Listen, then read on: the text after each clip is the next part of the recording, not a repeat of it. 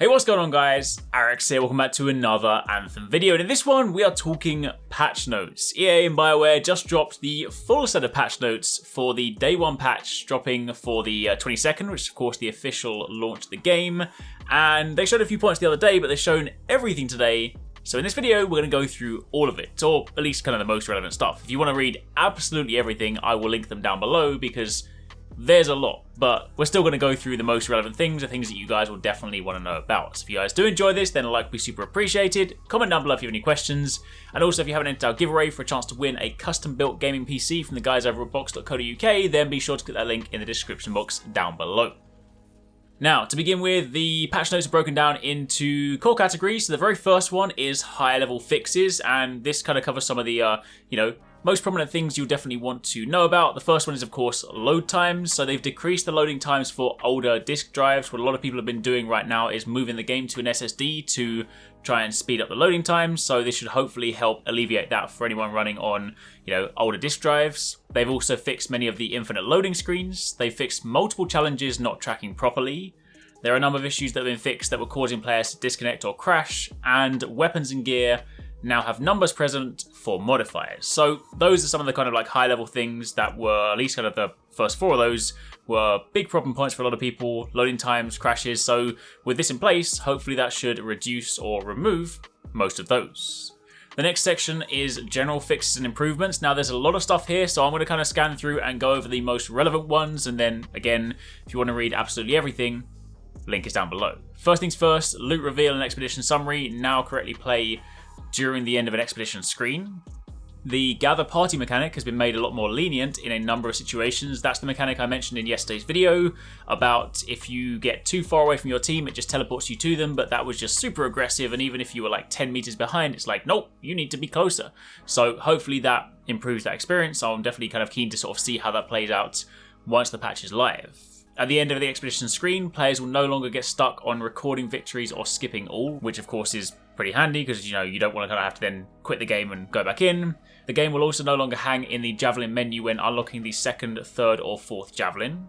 During the mission What Freelancers Do, dying after killing Junkmore and freeing the Arcanist leaves you unable to progress. That's currently a bug that some people have been reporting that they've been kind of experiencing right now, and it kind of blocks their progress. That has been fixed in the day one patch. Challenges will now unlock for players at the correct levels. Legendary contracts can now be accepted from the Social Hub contract board. Some enemies have had their shield values decreased. I'm hoping that means the Scar Hunters, because those guys are like final bosses. I swear they're secretly raid bosses just like hiding among the Scar because they're pretty tanky, but yeah, they've been adjusted. Loot now properly drops for players that are downed, because up until now, if you are downed when, say, you kill an enemy, or you kill like a boss, then your loot won't necessarily drop for you, but this should then fix that. The final boss of Strongholds will now drop loot instead of only being shown at the end of the expedition screen, so that now means that the Tyrant Mine should also be just as valuable as the Scar Stronghold, because hopefully the Tyrant Queen will also drop loot. They also fixed the timeouts on Echoes and Relics to prevent griefing and to handle disconnections properly, so obviously up until now if someone picked up an Echo and they just didn't deliver it, that could then block your progress. So now with a timeout on that, hopefully that then again alleviates that issue. If you disconnect and you then rejoin an expedition, it will now place you back in the squad that you were in, as opposed to just putting you back into a random expedition.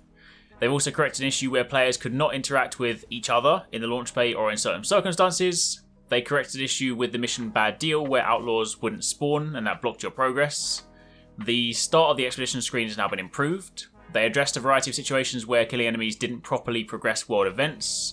And also, this is an important one, opening a chest now increments Tomb of the Legionnaire's progress for all squad members that are present, which is really important. I also mentioned that in yesterday's video, that it was one of the kind of things that really slowed down the progress. There's a kind of free play part of the mission where you have to go and open a load of chests, and as it currently exists in the game, it doesn't count for all your team, but this fix will mean that it does. So now you can actually go around as a squad, open chests together, and it will count for everyone. Scar snipers will now no longer be able to shoot through Storm shields, so if you're floating in the sky, which is kind of how Storm should be playing, then you're not just going to get one tapped out the sky.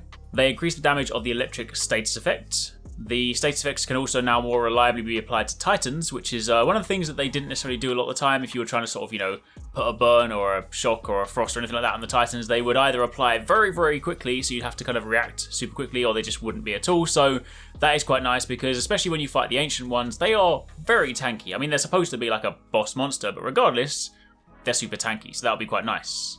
They also fixed loading animations on marksman rifles. Players can now also access the vault from the forge, which is very handy if you start to run out of space and you actually need to delete things from your vault. Then being able to access the vault from the forge is just going to be nice. If you then pick up ammo from the ground, it will now properly give you 30% of the ammo back into both the current magazine and the maximum spare ammo. They also fixed a bug where some Javelin icon inscription bonuses were not being properly applied to the Javelin and other gear or weapons. And they also fixed some issues which caused the armor pip count on the UI to break and not display properly. So they're the things in the kind of general section. As mentioned, there were a few other things that were kind of like slightly smaller, but those are the main ones worth calling out. Then speaking specifically about Strongholds, they fixed an issue that would cause a Stronghold server to crash after defeating the last boss, which of course then would, you know, kick everyone out. For the Temple of the Scar specifically, players can no longer get stuck in the mine tunnel in the explosives room, and for the Temple of the Scar, players can no longer be blocked from entering the explosives room due to the fog wall, which is basically like the thing that stops you from leaving the area. They fixed the Tyrant Mines. The people that join the Stronghold in progress do not end up locked away from their team, which kind of happened to a couple of our guys where they were like in a completely different section of the map. They adjusted the lighting in the Tyrant Mine underwater section to make it easier to navigate. The Swarm Tyrant will now no longer get stuck in the side of the cave entrances in some situations. They also corrected an issue where players would spawn in different areas of the Tyrant Mine in certain situations, and they implemented more safeguards to stop players from going AFK in Strongholds, which of course is a problem because if someone wants to just drop in and get the free rewards, then that's kind of not cool. So they're the Stronghold changes. Under challenges, only Masterwork items can now be used to progress Masterwork challenges as intended. So of course, if you want to be able to unlock a Masterwork blueprint, you need to use the Masterwork weapon, complete the challenge, to then be able to get the blueprint so you can then re-roll it. And they also corrected the issue where some challenges track progress simultaneously instead of incrementally, as intended. Then under the gear and weapon sections, after having the first pilot unlock suit after tutorials, creating a new pilot and going to the forge now no longer causes the load screen to hang. Ice damage bonuses are now correctly applied on ice gear. The suit wide bonuses from inscriptions are now functioning properly. There are some inscriptions where they apply to everything on your suit, not just to that particular gear piece, so they work. The Endless Siege Masterwork autocannon now no longer displays damage increase of 0% on its tooltip. The suit-wide specific weapon ammo bonus coming from infusions are now correctly applied. The Colossus shoulder gear will now share the appearance of the rest of the Javelin, as intended. Then a few weapon-specific things. For Deadeye, it's had its spare ammo increased from 10 to 20. Cloudburst has had its damage increased from 16.3 to 21. Torrent has had its damage increase from 22.2 to 28.6. For the Ranger, the Inferno Grenade base damage has been raised from 130 to 175. For the Interceptor, your Cryoglaive base damage goes from 20 to 50, so that's a buff. Storm, your Living Flame base damage has gone from 50 to 60. The Glacial Beam base damage has gone down a tiny bit from 150 to 120. And the Arc Burst secondary damage has gone from 100 to 150. Also for the Ranger, Pulse Blast base damage has gone from 225 to 300 and now deals extra damage to shields, whereas previously it did more damage to armoured. Ranger's Blast Missile will now also properly scale up in damage as the item level increases, and for the Interceptor, your melee attacks now have some minor resistance penetration. Additionally, the Spark Dash functionality and ability for the Interceptor has also been improved when the target enemy is at a different height above the Interceptor. They had a couple more things for gear pieces, so for the Interceptor, Tempest Strike now actually has a detonator icon, as does Spark Dash, and Venom Spray and Detonating Strike now have primer icons. And for the Colossus, Lightning Coil now has a detonator icon, and Shot Coil and Flamethrower now have primer icons. Basically, they never used to show up in the Forge. They showed up in game, but now they're actually present. Then speaking about the Javelin specifically, the Colossus Javelin is now able to activate a shield more quickly after using an ability or firing a weapon. The Storm Javelin now reacts to getting hit when its shields are up. They fixed an exploit that allowed the Storm's ultimate attack to be used more times than intended. The Colossus Exosuit can now shield and revive at the same time, which is really awesome. Right now, if you kind of want to do that, you sort of have to start reviving and then open your shield. But now you can just walk up, put your shield up, and revive someone, which is kind of what the Colossus should be doing, right? So I'm happy about that one. The Interceptor combo aura has now been increased in power and now has a damage over time component. So by having an aura active, you will also be dealing additional damage. So hopefully that adds some more weight to the combo effect for the Interceptor. The Ranger Melee now has a cooldown when striking in the air. The Target Beacon ability now correctly seeks targets. Spark Dash and Venom Spray now target based on player cursor instead of character facing. This should then improve the travel path of Spark Dash. And for the Colossus, it will now no longer be locked out the sky in some situations when the attack was blocked by their shield. That kind of happens if you're fighting like Titans and they fire a fireball at you, you block it, but then sometimes even if your shield doesn't go down, you still kind of get knocked out. So that should be pretty sweet. For combo and status effects, the combo indicator icons above creatures are now correctly removed when detonated. One of the confusion points right now is that sometimes if you apply a status effect and you detonate it, the icon still remains there, so you think you can then combo again, but you can't, so this should make it easier to determine if something is combo ready. When a storm detonates an electric status effect, the chained electric effect now correctly deals damage, and combo damage now penetrates resistances.